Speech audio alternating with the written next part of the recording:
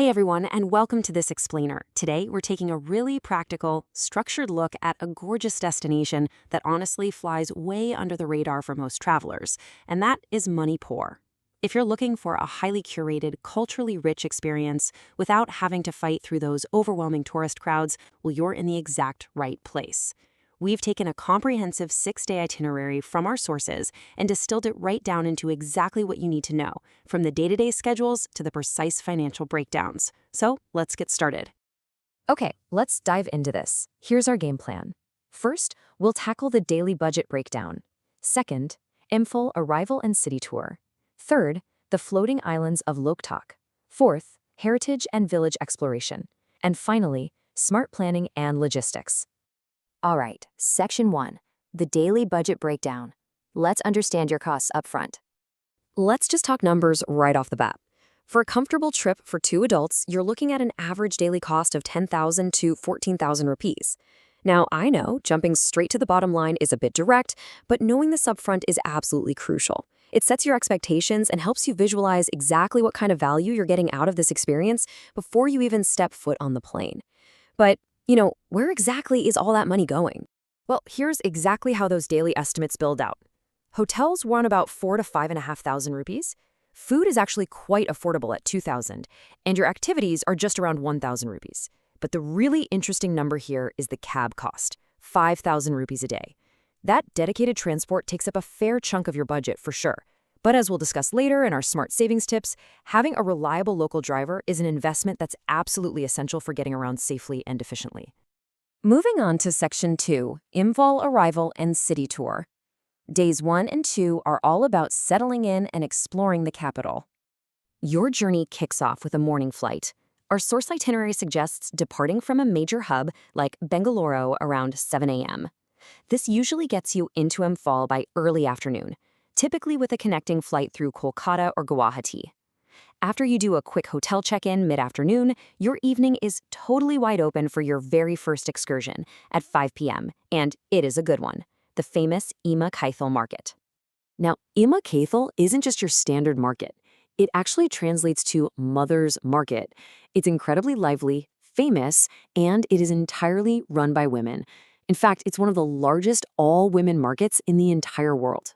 It's perfectly safe for an evening wander and is literally the ultimate spot to pick up authentic local handcrafts. For your first dinner, I highly recommend finding a local spot to try a traditional Manipuri thali. Oh, and definitely do not skip the black rice here for dessert. It's amazing. Just make sure to get a good night's sleep because tomorrow is packed. Day 2 starts early, but we keep it at a manageable, relaxed pace. By 9:30 a.m., you're out exploring Kangla Fort. Then, around 11:30 a.m., you head over to the Manipur State Museum before grabbing some lunch. In the afternoon, say 2:30 p.m., the pace slows way down with a visit to the Govindaji Temple. That leaves you plenty of time for a nice cafe break before heading back to your hotel for dinner. And this brilliantly illustrates just how much diverse cultural value you can pack into a single day of sightseeing. At Kangla Fort, you're literally walking through a historical royal palace complex with these incredibly scenic grounds. It's a fantastic spot for photos. The State Museum then grounds you in the region's history, showing off traditional costumes and their deep cultural roots. Finally, the Sri Govindaji Temple offers a deeply peaceful Vaishnavite atmosphere to just sit and reflect on everything you've seen. It's a perfectly balanced day of history, education, and tranquility. All right, Section 3, the floating islands of Loktak. Day 3 is all about nature and panoramic sunsets. Okay, before we even talk about the lake itself, you need to learn this word, Fumdis. Fumdis are these totally unique, circular, floating islands made of vegetation, soil, and organic matter, and they are found exclusively right here on Loktak Lake. They are a true marvel of nature, and honestly, seeing them in person is very often the absolute highlight of this entire 6-day itinerary. So Loktak Lake is actually the largest freshwater lake in northeast India. Your day here starts with a morning drive, getting you to the water by 10 a.m. You'll spend the late morning taking a boat ride right up to those floating Fumdis we just talked about. But the real magic, that happens in the late afternoon. You'll want to head over to Sender Island. It offers the absolute best panoramic viewpoints of the entire lake, giving you a spectacular backdrop for a sunset you will literally never forget. I mean, this is exactly where you see the return on that daily budget we discussed earlier. Section 4, Heritage and Village Exploration. Days 4 and 5, where we lean into slow travel and history. On day 4, the itinerary smartly shifts gears into a slightly slower, more reflective pace. After breakfast, a 9:30 a.m. drive takes you over to the town of Morang. From 10:30 to noon, you'll be at the INA Memorial Complex. Now, this is a site of immense historical gravity. It's closely connected to Netaji Subhash Chandra Bose and houses an Indian National Army Museum. It is an absolutely essential stop for anyone interested in India's struggle for independence. You'll be heading back to Imphal by mid-afternoon, giving you a completely free evening. Day 5 is all about deep cultural immersion at Andhra Village.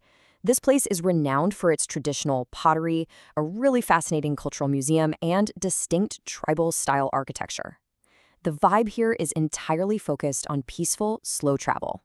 You'll spend the morning exploring, have a nice long lunch, and then head back to Imphal by 3:30 p.m. for some final shopping, maybe a bit of cafe hopping, and a farewell dinner.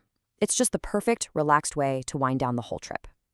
Which brings us to our final section, Section 5, Smart Planning and Logistics, how to maximize your value and stay safe. So the crucial point here is that your accommodation strategy really dictates how smoothly your trip runs. For the bulk of your journey, about 4 nights, basing yourself in Imphal is highly recommended, specifically around Airport Road or Thangal Bazaar. Why? Well, it gives you access to better restaurants, it's significantly safer for moving around, and your transport logistics are just way easier. However, for that day 3 Loktak visit, you do have the option for 1 night at a lakeside eco-resort near Sendram. If you crave a peaceful, scenic morning, waking up right by the water, that 1-night detour is well worth it. Finally, let's look at how to actually protect your budget with some smart saving tips. First up, flights. Arriving before 3 p.m. saves you from having to rely on expensive late-night private transfers. Second, remember that 5,000 rupee daily cab budget? Seriously, do not skimp on it. Booking a dedicated local driver upfront actually saves you money by preventing exorbitant point-to-point tourist haggling, and it totally stops you from wasting precious time getting lost. Lastly, safety. The golden rule in this region is to avoid late-night movement and definitely steer clear of remote roads after sunset. Stick to daylight hours for travel and you'll have a perfectly smooth, stress-free experience. So, we've walked through the daily financial breakdowns, the historical sites, the incredible floating islands of Loktak, and the logistical must-knows. The itinerary is set, and the budget is beautifully balanced. With all this structured knowledge in hand, when are you heading to Manipur? Thank you so much for joining me for this explainer. Keep learning and happy planning.